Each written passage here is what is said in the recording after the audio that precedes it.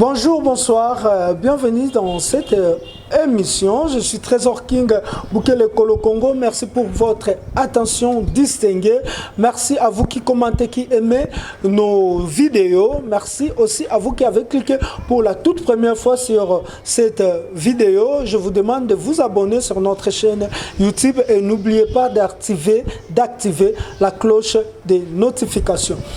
Nous sommes dans une conférence de notre frère Chabani qui nous vient de l'Est de la République démocratique du Congo. Chabani qui va nous parler de son expérience, de son parcours dans l'Est de la République démocratique du Congo. Serrez vos ceintures car c'est témoignage, c'est un témoignage choquant, un témoignage révoltant et ça va vous demander, vous tous les Congolais, de mettre votre amour patriotique ou votre amour du pays en place parce que après ces témoignages, nous allons vous demander de nous tenir main dans la main pour sauver notre pays, sauver la partie est de notre pays, la République démocratique du Congo. Suivons ces témoignages et retrouvons-nous après. J'ai mon diplôme, je vais m'inscrire à l'université. Malheureusement, mon père étant agriculteur, il s'était vu pourchasser de la manière dont vous n'avez pas l'idée, dans son champ à lui qui était en fait son unique activité, qui pouvait nous trouver à manger, qui pouvait nous faire tout ce qu'on avait de bon, qui avait fait d'ailleurs à ce qu'on l'en finisse, né dans une partie du pays où apparemment nos vies comptent le moins, où ce qui se passe chez nous, ce n'est qu'une fiction et non une réalité. J'ai dû ne pas m'inscrire à l'université en 2019 parce que les gens qui devraient me payer, il n'était plus accessible. En 2020, pouvoir finir complètement tout ce qui ne nous laisse pas avancer. Curieusement, ça a été le contraire. Et à plus d'être le contraire sur le terrain, cet état de siège a pris un aspect de restriction de l'espace civique. C'est quand vous passez, ça ne va pas, mais vous ne pouvez pas aussi en même temps dire que ça ne marche pas, sinon vous allez vous trouver en prison, ou voire même vous allez vous trouver, vous amputer de votre pied comme c'était fait l'autre fois avec un jeune. Ou alors, nous, on est content quand ça ne marche pas, quand on se trouve en face d'un fléau qui nous arrache nos parents, nos frères à nous, nos sœurs, nos économies. Et ça passe dans la tête d'un parent. Et du coup, il va dire à la place publique que non, tout marche déjà, mais ce sont des cas isolés qui se tiennent à plus de 2000 km des institutions qui ne pouvaient pas intéresser je crois la majorité des gens. Province de Kinshasa, plus précisément à Beni, où on dort sans l'espoir de se réveiller parfaitement, où on peut aller au champ sans avoir vraiment de précision si on va revenir vivant, où on part à l'école sans qu'on vraiment le mette à tête que réellement on va finir l'année et qu'on va monter des classes. Dans ma ville de Beni, où je viens il y a une semaine, il y a tout ce que vous connaissez, il y a tout ce qui ne marche pas, que vous maîtrisez bien. Mais je vais devoir vous partager mon histoire à moi, une histoire qui est personnelle, qui, si elle était une histoire de tous les Congolais, ça pouvait, je crois bien, choquer un ou plus d'un parmi nous. En 2014, je suis honorable au Parlement d'Afa, à Ville de Beni. La première attaque nous paraissait comme une fiction, parce que nous, à tête, attaque humaine, on se disait, est-ce que réellement quelqu'un peut se faire massacrer? Est-ce que vraiment on peut égorger une personne? Est-ce que réellement tout ce qui s'est dit, c'était vrai? Et nous, comme tout le monde, ou comme tous ceux qui sont un peu loin de chez nous, nous on pensait que ce qui se passait dans la ville était qu'une façon, n'est-ce pas, de communiquer. Ce n'était pas vrai. Mais vers le 5e mois de la même année, 2014, je vois l'un de nos voisins pleurer que son père biologique qui est agriculteur, il est parti à Mayangose, c'est à quelques kilomètres de la ville. Et du coup, le papa n'est pas revenu, il n'est pas revenu vivant, mais décapité.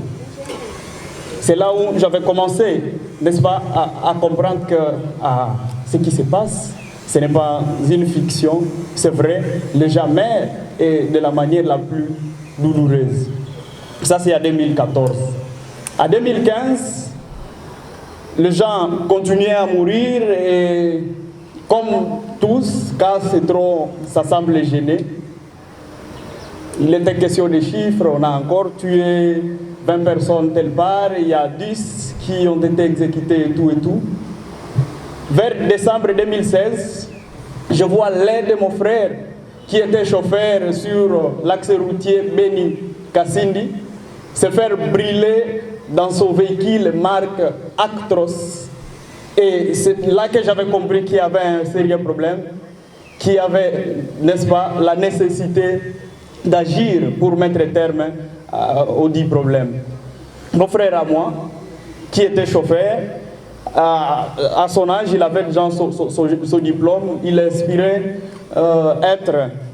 il avait un avenir alors pour ce pays comme tout le monde, mais du coup, faute de l'inexistence de l'État, mon frère à moi, il s'était vu tué dans des circonstances très, très douloureuses.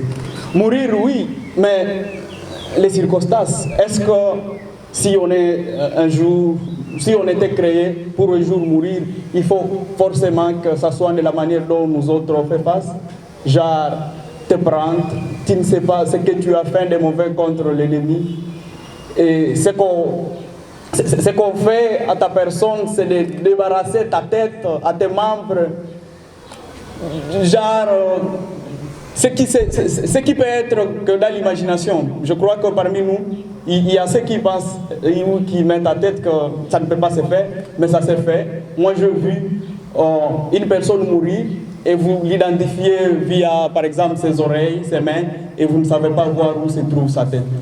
C'est vraiment horrible, à telle la scène que,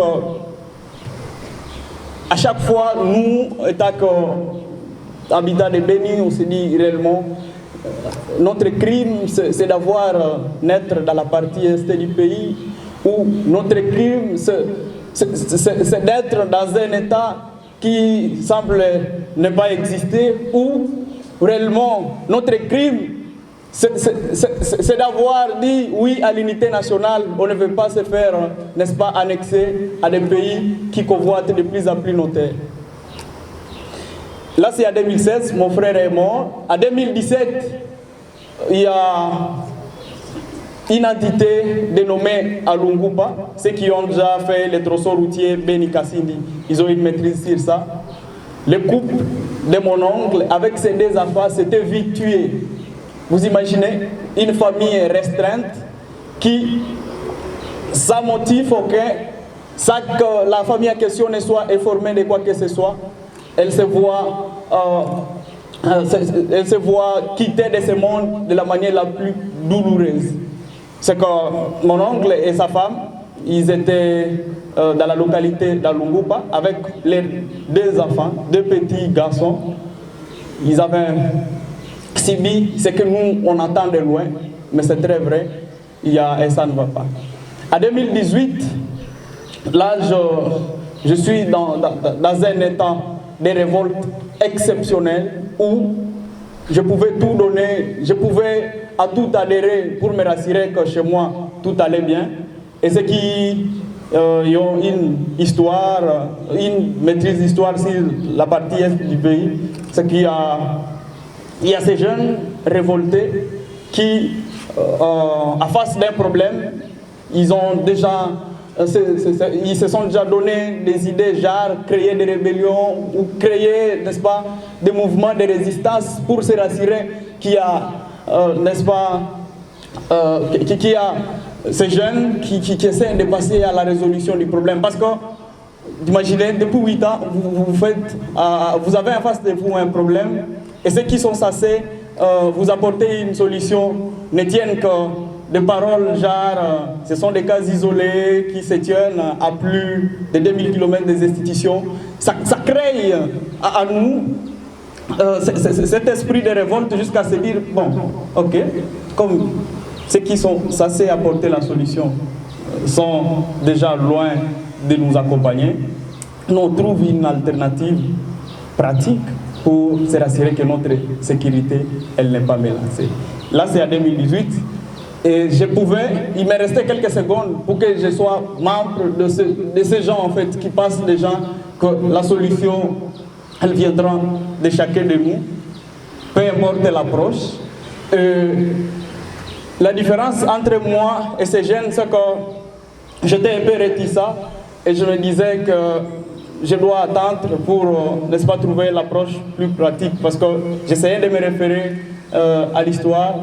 Ceux qui ont intégré les rébellions, c'est sûr, mais à un certain moment, qu'est-ce qu'ils ont apporté le plus pour la sécurisation de la région? Si ce n'est pas des histoires horribles, genre la femme de tel était partie, mais ce qui est choquant, il n'était plus revenu, ou il était revenu sans ses membres, et tout, et tout, et tout. Et c'est en 2018 que je prends, n'est-ce pas, la résolution de me joindre à ces jeunes de mouvements citoyens qui, bien que les choses ne marchaient pas, ils étaient convaincus que la non-violence, que la manière qui pouvait aussi, à quelque sorte, aider à ce que le pays aille de bien, pouvait participer à l'action, mais de la manière non violente.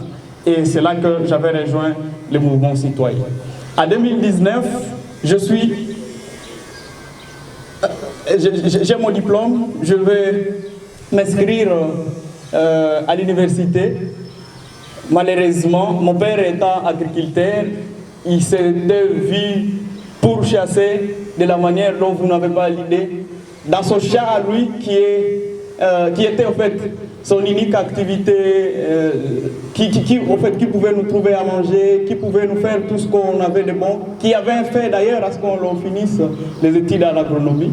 Mais depuis lors, mon père n'accède pas à ce champ de Mayangose.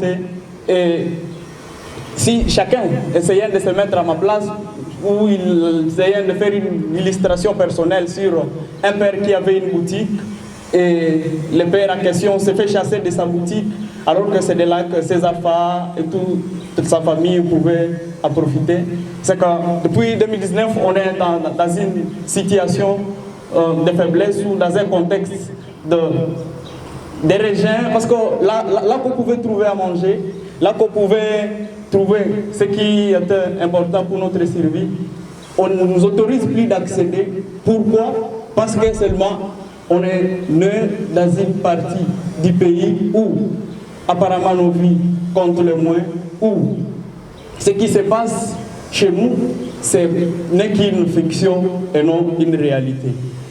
J'ai dû ne pas m'inscrire à l'université en 2019 parce que les gens qui devraient me payer, il n'était plus accessible. En 2020, je vois mon oncle et moi qui voulait dans les jours à venir me prendre à charge, surtout les côtés de mes études, qui était chauffeur, qui faisait les tronçons Beni-Bounia, et qu'il devrait passer par commande à chaque fois. Il s'était vu abattu et voire même brûler sa voiture parmi... C'est que si on peut se dire vrai, sa voiture est parmi les nombreuses que vous lisez peut-être sur les réseaux sociaux, qu'il y a des voitures des Congolais qui sont incendiées telle part et telle part. Il y avait aussi une voiture de mon oncle qui, du reste, pouvait être, n'est-ce pas, un soutien pour mes études dans les jours à venir. En 2021, les choses n'ont pas changé. Il y a eu l'instauration de l'état de siège. Pour nous, les citoyens lambda, c'était un moyen ou alors une alternative pouvant en finir complètement tout ce qui ne nous laisse pas passer. Curieusement, ça a été le contraire. Et à plus d'être le contraire sur le terrain, cet état de siège a pris un aspect de restriction de l'espace civique. C'est quand vous passez, il y a ça ne va pas, mais vous ne pouvez pas aussi en même temps dire que ça ne marche pas, sinon vous allez vous trouver en prison, ou voire même vous allez vous trouver, vous amputer de votre pied, comme c'était fait l'autre fois avec un jeune qui avait dit que ça ne marchait pas, et dans la rue, il s'était vu touché par une balle et du coup il n'a plus sa jambe parce qu'il avait dit que ça ne marchait pas.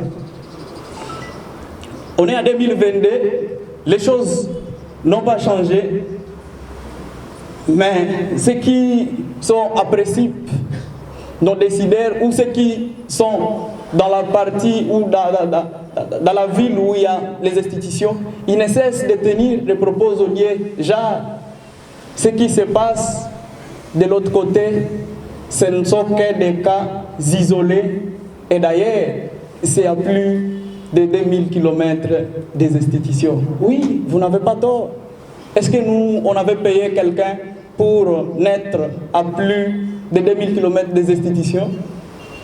Ou alors, nous, on est content quand ça ne marche pas, quand on se trouve en face d'un fléau qui nous arrache nos parents, nos frères à nous, nos sœurs, nos économies, et ça passe dans la tête d'un parent, et du coup il va dire à la place publique que non, tout marche déjà, mais ce sont des cas isolés qui se tiennent à plus de 2000 km des institutions, qui ne pouvaient pas intéresser, je crois, la majorité des gens. Tout ça pour essayer de nous dire, en gros, que ce qui se passe dans l'est du pays, je parle plus précisément de ma ville où je vis, c'est très vrai, c'est très réel.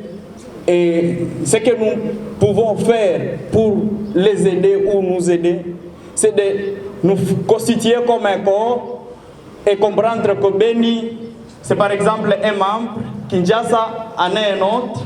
Si ça ne marche pas de ce côté, c'est que c'est tout le corps qui est en problème. Voilà, à quelque sorte, c'est que nous traversons dans la partie est du pays, et je vous assure qu'on n'est pas en fait l'auteur de ce qui nous arrive. Je vous dis, même vous, à notre place, vous n'alliez pas, n'est-ce pas, vous réjouir de vivre dans ce genre de conditions où vous vous réveillez sans l'espoir de finir parfaitement la journée. Vous allez à l'école n'ayant pas en fait de certitude sur est-ce que cette année va finir. Allez dans des circonstances où vous allez au chat sans la possibilité, n'est-ce pas, de rentrer. Et dans tout, vous ne savez pas votre vrai crime.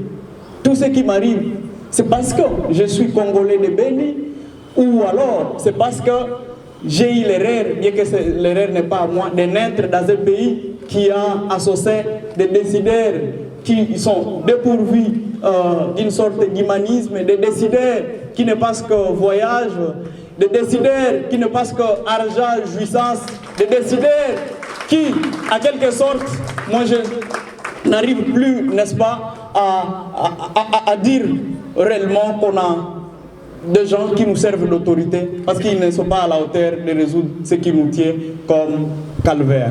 Voilà, je dis merci pour l'attention. Ce que je peux nous donner comme exercice, c'est de nous rassurer que nous nous mobilisons autant qu'on le fait pour George Floyd, qui s'était vu étranglé aux États-Unis, autant que nous le faisons pour des ressortissants africains qui sont, n'est-ce pas, de plus en plus menacés en Occident. Autant faisons de manière que la question qui se passe à l'est du pays, ça soit au centre de nos réflexions, de nos publications, au centre de tout ce que nous avons, n'est-ce pas, comme opportunité d'expression. Merci. Je suis très honoré, n'est-ce pas, de partager ce témoignage avec vous. Je serai très heureux à la sortie d'ici de voir chacun de nous écrire Stand with Beni, Stand with Ituri, debout avec l'Est de la République démocratique du Congo. C'était le témoignage du jeune Chabani qui nous vient de l'Est du pays, de la République démocratique du Congo. Si vous avez suivi attentivement ces témoignages, vous allez me dire que c'est vraiment révoltant, comme je vous avais dit au début de cette émission. Et qu'est-ce que nous allons dire ? Le droit, ou le devoir plutôt, de défendre la République démocratique du Congo, c'est un devoir qui nous concerne tous.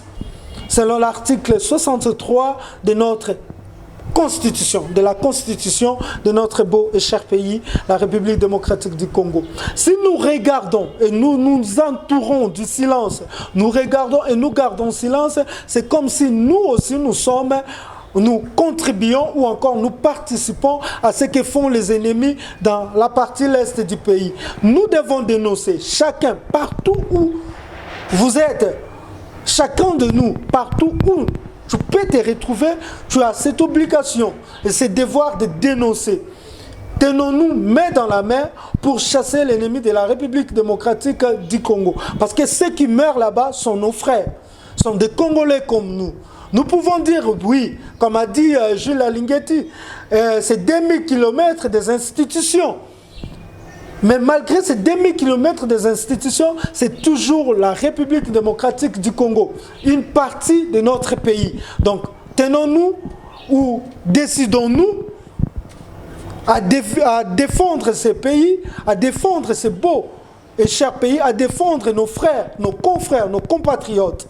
Moi, Trésor King Bukele, je vous dis au revoir. On se retrouve prochainement dans un autre numéro de cette émission.